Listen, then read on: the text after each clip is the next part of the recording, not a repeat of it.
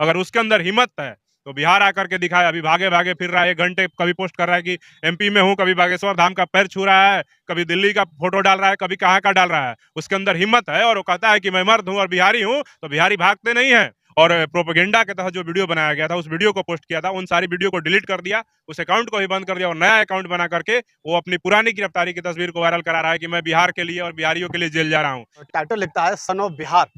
तो क्या पूरे बिहार का बस एक ही बेटा है, मनीष कश्यप?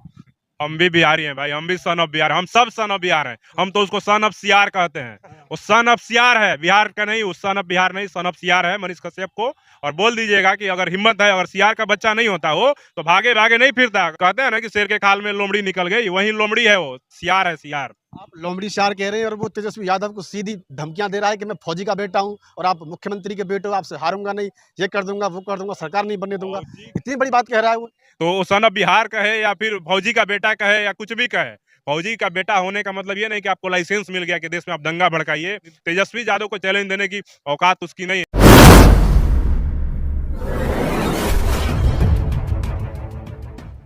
बिहार की टीम यहाँ पर पहुंची है। अमर ज्योति जो भीम आर्मी के वरिष्ठ पदाधिकारी हैं, पूरे प्रदेश में जो है संगठन को देखते हैं, और वो इस वक्त हमारे साथ में यहाँ पर बने हुए हैं।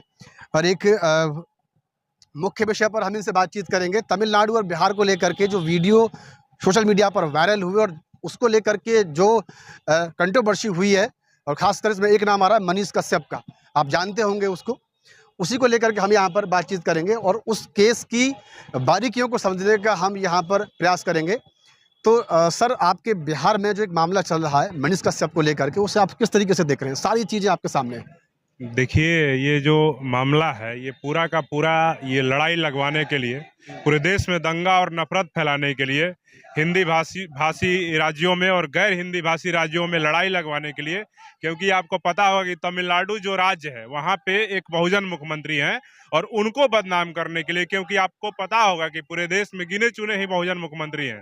तो बिहार के भी जो मुख्यमंत्री हैं, उन्होंने भी भाजपा को छोड़ करके अपना एक अलग महागठबंधन को जोड़ दिया है। और आने वाले 2024 के चुनाव में नरेंद्र मोदी को चुनौती दे रहे हैं नीतीश कुमार जी, और उनके साथ में तेजस्वी यादव है, एमके स्टालिन है। तो ये सब लोग का जो गठजोड़ बन रहा है, इसको देख करके जो आरएसएस के लोग हैं, ये घबराए हुए हैं। तो ये लोग ये इस तरह की अफवाह फैला रहे हैं, भ्रामक खबरें चला रहे हैं कि तमिलनाडु में हिंदी भाषी राज्यों को, बिहारियों को मारा जा रहा है। इसलिए ये ऐसी ये सब घटनाएं हो रही हैं, और इसमें बदनाम करने की पूरी साजिश की गई है कि तमिलनाडु में यहाँ पे बिहारियों के साथ ज्यादती हो रही है, मारपीट हो रहा है, बिहारी मजदूरों को मारपीट के भगाया जा रहा है। और ये पूरा का पूरा आरएसएस के जो चंद गुंडे हैं, उनके द्वारा ये अफवाह फैलाया जा रहा है। उनके ऊपर वहां की पुलिस ने एफआईआर भी दर्ज की है, और बहुत जल्द मुझे उम्मीद है कि तमिलनाडु पुलिस और बिहार पुलिस भी जल्दी उन गुंडों को, जो आपराधिक प्रवृत्ति के हैं, जो भ्रामक खबरें फैला रहे हैं और देश में नफरत का माहौल तैयार कर रहे हैं, उनको गिरफ्तार करके जेल भेजेगी। अच्छा, मनीष कश्यप के बारे में ये कहा जाता है कि वो जाति से ब्राह्मण है और लोग उसको मनीष कश्यप के नाम से जानते हैं। तो इसके पीछे आप क्या वजह मानते हैं? क्योंकि आरएसएस से निकला हुआ आदमी है वो। देखिए, मनीष कश्यप और जो भी टाइटल है बिहार में या देश में कहीं भी देखिएगा, तो आप किसी के टाइटल से आप उसकी जाति नहीं पकड़ सकते हैं। अभी देखिएगा तो कश्यप में ब्राह्मण भी लगाते हैं, भूमिहार भी लगाते हैं, तो उससे मतलब नहीं है। वो आदमी किसी भी नाम का, वो मनीष जाटव भी होता ना, अगर इस तरह का दंगा फैलाने की भ्रामक खबरें फैला रहा होता, या मनीष पासवान होता, तो उसके खिलाफ भी यही कार्रवाई होती, और हम लोग उसका समर्थन नहीं करते। वो भले जाति का ब्राह्मण हो, भूमिहार हो, उससे हमें मतलब नहीं है। अगर वो वहां पे दलित भी होता तो हम उसका विरोध करते, लेकिन ये जो काम कर रहा है, अगर उसके अंदर हिम्मत है तो बिहार आकर के दिखाए। अभी भागे भागे फिर रहा है, 1 घंटे कभी पोस्ट कर रहा है कि एमपी में हूँ, कभी बागेश्वर धाम का पैर छू रहा है, कभी दिल्ली का फोटो डाल रहा है, कभी कहाँ का डाल रहा है। उसके अंदर हिम्मत है और वो कहता है कि मैं मर्द हूँ और बिहारी हूँ, तो बिहारी भागते नहीं है। अगर उसके अंदर हिम्मत है तो आकर के पटना में दिखाए और अपने आप को गिरफ्तारी दे करके दिखाए, उसको समझ में आ जाएगा कि दंगा फैलाने का अंजाम क्या होता है। अच्छा, किस तरीके से देख रहे हैं कि वो एक व्यक्ति है और अब एक पत्रकार के तौर पे काम कर रहा है, सोशल मीडिया उसका चैनल है। तो एक बिहार के उप मुख्यमंत्री को जो है इस तरह की चेतावनी दे रहा है ऑन वीडियो में कि मैं सरकार नहीं बनने दूंगा, सरकार गिरा दूंगा। मतलब इस तरह की धमकियां दी जा रही है एक व्यक्ति के द्वारा। इससे आप किस तरीके से देख रहे हैं? वो पत्रकार है कहाँ? पत्रकार की यही भाषा होती है कि किसी को गाली गलौज, धमकी भरे शब्दों में और बदतमीजी के साथ बात करे। पत्रकारों हैं ही नहीं। आप देखिए उसके पुराने ऊपर उसके ऊपर जितने भी केसेस हैं, सारे के सारे के जो केसेस हैं मारपीट के हैं, दंगे भड़काने के हैं। बिहार में कश्मीरियों ने मेला लगाते हैं, उलेन मेला, उनको मारपीट करके भगाने का केस है। और सारे के सारे जो उस पे केस हैं, जितने भी आपराधिक मुकदमे दर्ज है, कोई भी उस पे पत्रकारिता के लिए केस नहीं हुआ है। और पहली बार जब केस हुआ भी पत्रकारिता के लिए, तो वो भी तुच्छ और भ्रामक खबरें फैलाने के लिए, और उस केस में वो जेल जाएगा। मैं आपको निश्चित बता दे रहा हूँ, बिहार की सरकार और तमिलनाडु की सरकार उसको छोड़ने वाली नहीं है। वो जल्द जेल के अंदर होगा और उसकी औकात समझ में आ जाएगी कि देश के अंदर नफरत फैलाने का अंजाम क्या होता है। अच्छा, उनके द्वारा एक अलग ट्विटर अकाउंट से जो है एक पोस्ट भी डाला गया, उसको भी पुलिस ने जो है भ्रामक बताते हुए कि अपनी गिरफ्तारी की झूठी खबर जो है उसने चला दी है। शायद उस पे एक और एफआईआर हुई है।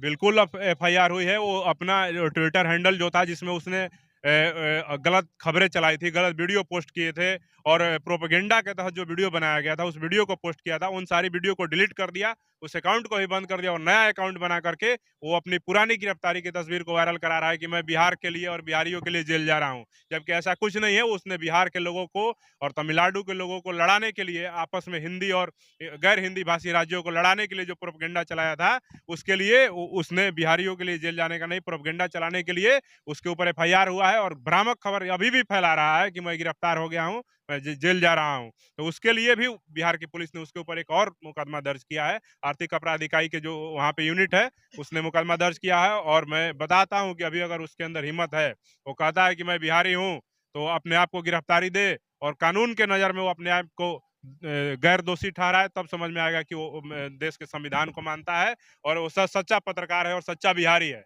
हम लोग भी बिहारी हैं। हम लोग मांग करते हैं कि उसके अंदर हिम्मत है, बिहारी है, तो गिरफ्तारी दे और अपने आप को न्यायालय में सिद्ध करे कि वो दोषी नहीं है।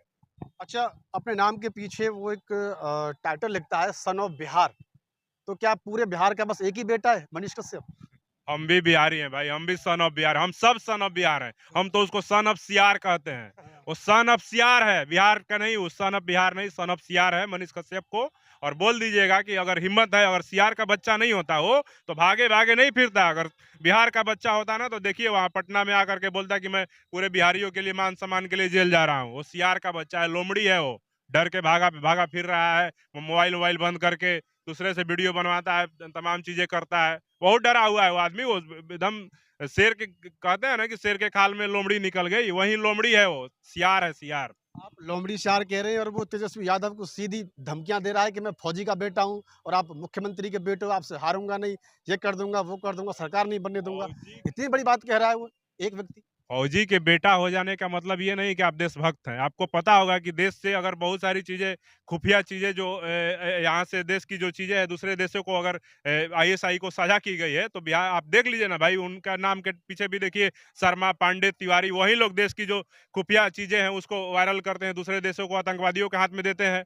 तो वो सन ऑफ बिहार कहे या फिर फौजी का बेटा कहे या कुछ भी कहे, फौजी का बेटा होने का मतलब ये नहीं कि आपको लाइसेंस मिल गया कि देश में आप दंगा भड़काइए, एक राज्य को दूसरे राज्य से लड़ाइए, नफरत फैलाइए और देश में दंगा फैला करके आप अपनी प्रोपेगेंडा के तहत फिर से देश में आरएसएस और भाजपा के विचारों को मजबूत कीजिए।